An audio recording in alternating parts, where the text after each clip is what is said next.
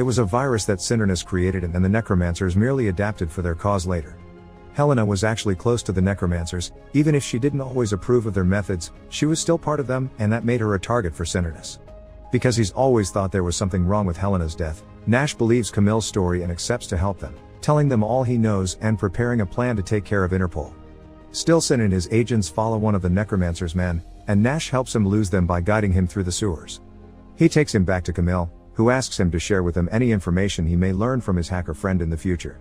When visiting Morel, Nash admits feeling used by both Cindernus and the Necromancers, and Morel points out none of this will bring Helena back before informing him the Interpol will be soon meeting with a mole they have among Camille's group.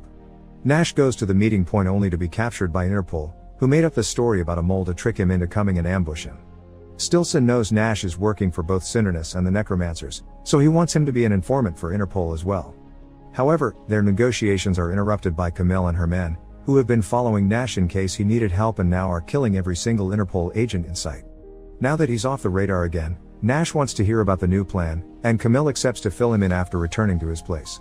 The Necromancer's goal is to free all the Connected. To achieve it, they're going to use a virus one of their men has created which has the power to shut down every console until the verses themselves disappear. This will force people offline and make them go outside again.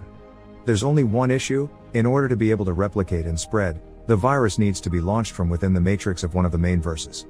This is where Nash comes in. He could easily take the virus into Cindernus' main offices and keep it there while the hackers do their thing.